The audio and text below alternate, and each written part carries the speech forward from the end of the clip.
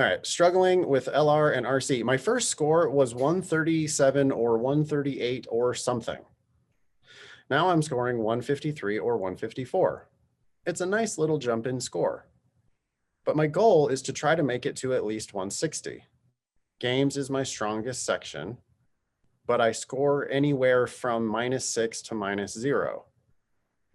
I'm working on closing that gap, and I'm confident I can score consistently less than -6 or even get more -0s on games.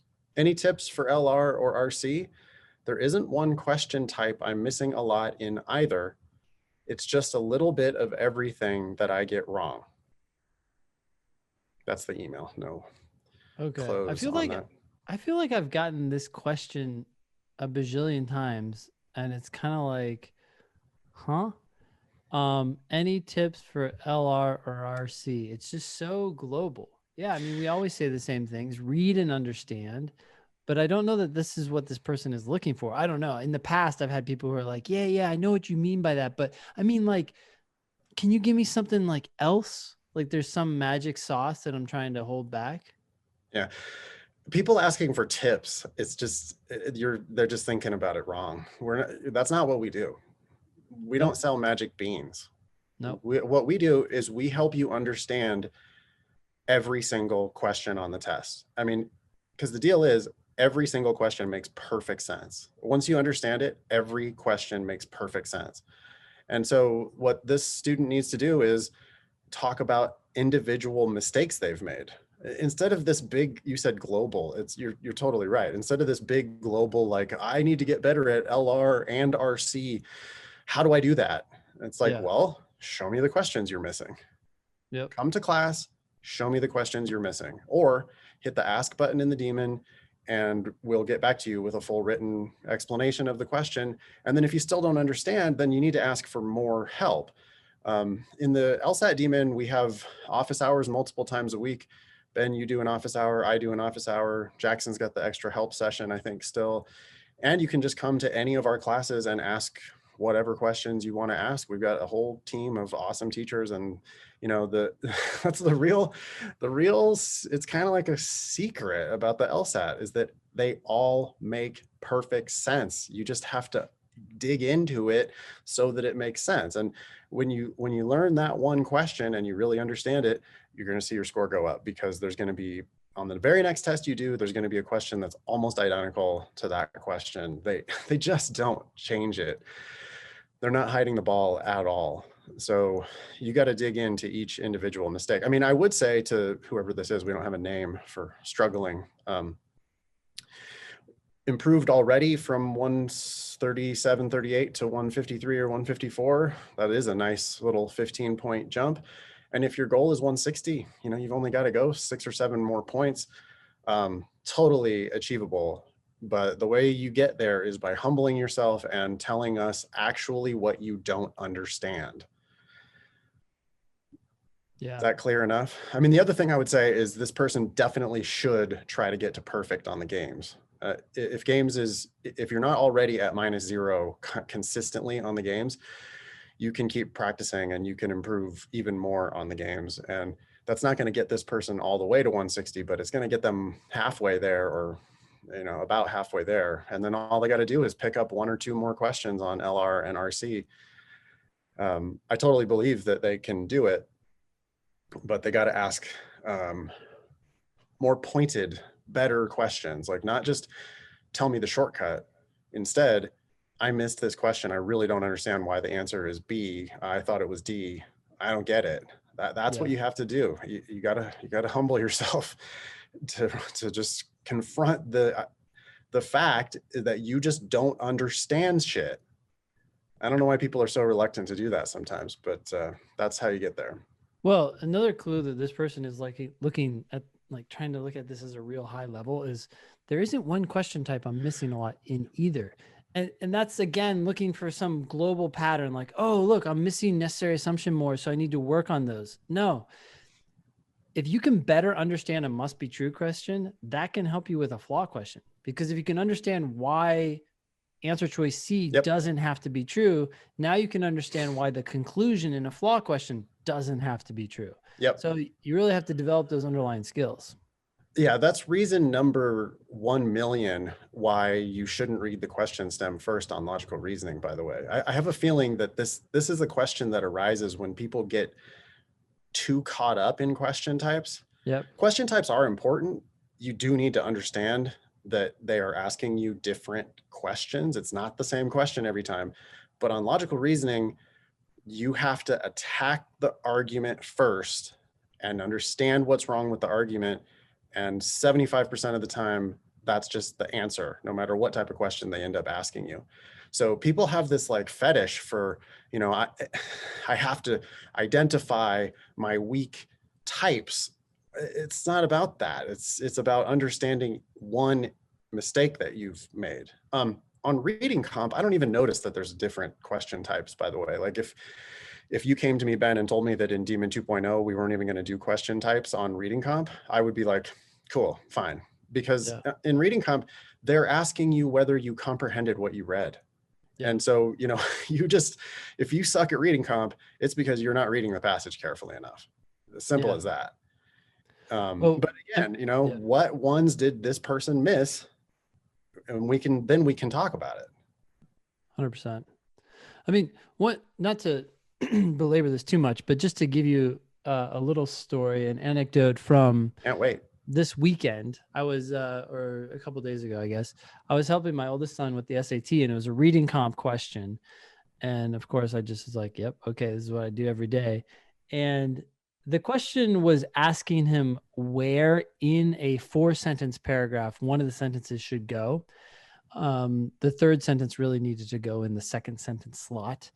And I ask him when he gets questions wrong to explain to me why the wrong answer is wrong and the correct answer is correct. And he's kind of stumbling and just repeating what the explanation had said, but I was like, I don't think you really understand this. So let's go through each sentence and make sure we understand them. And we went through the 4 sentences, and there were 2 of them that his interpretation of the sentence wasn't correct. And it just took a while to get to a point where it's like, okay, you understand exactly what that sentence is saying, and you understand what the other sentences are saying. And finally, you understand how they relate to each other.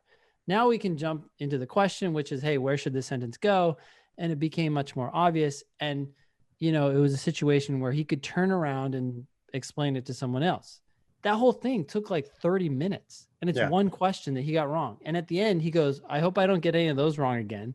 Because in his mind, it's like he got one question wrong, and then dad comes in and is like, oh, we're going to sit here and talk about this for 30 minutes. But I'm like, Matthew, you got to understand, you're learning how to translate sentences into plain English. Yep. And then you're learning how they relate, like their ideas relate to each other. That is a core skill that's going to unlock not just this question, because I think he thought of it as like, oh, we did all that to just understand that one question.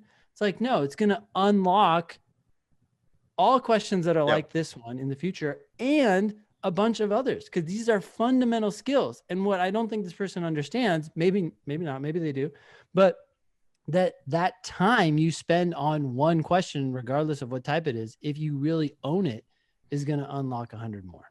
Yeah. And the takeaway tip, really, it sounds like, for Matthew on that question was, dude, all you have to do is just read the damn thing more carefully. Mm-hmm. Like, you're just not reading it carefully enough. Yeah. If you had read it better in the first place, you wouldn't have even had this problem. I don't have to explain shit to you. All I have to do is help you to slow down to make sure that you're understanding every sentence. I do in my classes in the LSAT Demon, we do this new thing now, story time, where I read the passage to the class, and then I let them do the questions. People find almost universally that the questions are super easy just because I read the passage to them. Yeah. Well, that's because when I read the first sentence and there's like something there to unpack, I'm going to always unpack it before I move on to the second sentence. It's not this monotone, just da, da, da, da, da, da, da, I'm reading and like nothing's actually going in. Instead, it's like, okay, they said something. I'm going to think about what they said before I move on. You can't Yeah. be answering the questions before you've read the passage. And on logical reasoning, you can't be looking at the question stem and the answer choices before you've really read what's there in the argument. I mean, hey, you want a tip? I'll give you a tip. Read better. Mm-hmm. Like, really, that's all there is to it, because there are smart people who score 165 on the LSAT with no preparation whatsoever. Like, didn't even know what was on the test, have never Yep. seen a test before, and score a cold 165. The reason why is because it makes sense.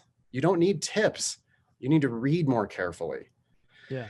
It's a reading comprehension test first. I mean, really, every test is a reading comprehension test first. Mm-hmm. Did I tell you about Haley, my niece, Oh yeah. fucking up a math test? No. We had a little tutoring session the night before on Zoom. I was helping her with her 7th grade algebra stuff, and she was like killing it. I'm like amazed at how much better she's gotten in math just over the last year. Yeah. Shout out to Mr. Thomas at Ripon Elementary. But she's like miles better than she used to be at math, but then she got an actual F on her math test the next day.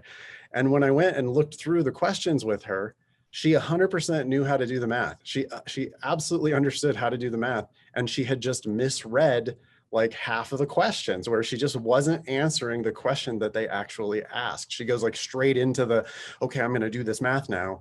And it's like, yeah, I know, but you're answering the wrong question. So it doesn't matter how good your math is if you're answering the wrong question. On logic games, that's like somebody like just misreading a must be true versus a could be true, right? Yep. Students will be just pulling their hair out like, hey, there's two possible answers here. That can be true and that can be true. And I'm like, yeah, I know, but it's asking you which one of those must be true. That's, it's like, that's not any kind of magic LSAT sauce. That's just, dude, you got to just read it more carefully. Yeah. You got to start behaving like a lawyer and read every word, not just some of the words. Yeah. Bottom line, in my mind, if you're going to read better, that essentially means you have to get better at reading individual sentences, and that means translating them into plain English. I am always doing that, even though I've been doing this for years. I read a sentence and I'm like, oh, okay, so what I think you're trying to say is X. And I may say that out loud if I'm talking to a class, or I'm saying it in my head. I have to like pause. I can't just plow ahead, even though I've done this a million times. And then it's like, what do you think about what has been said now that it's been translated into plain English? Yeah. Real talk. By the way, the following podcast contains real talk. So if you're not comfortable with that, you should look elsewhere. Mm-hmm. Did you happen to catch the like 5 errors in this very short email? I mean, I was reading it out loud and I was like correcting them as I went. Yeah. But this is a like 4-sentence email, and almost every sentence has typos and errors and all types of sloppy shit in it. Mm-hmm. And it's just like, that ain't lawyer shit. I'm sorry. You're not acting like a lawyer.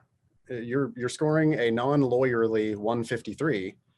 And the reason why you're scoring a non-lawyerly 153 is because you're not reading carefully enough, and you're not writing carefully enough either. And that shit ain't going to fly. It is not going to fly in law school, and it is certainly not going to fly in court. Mm-hmm. So, y'all got to slow down, and you just got to be more careful with words, reading and writing both.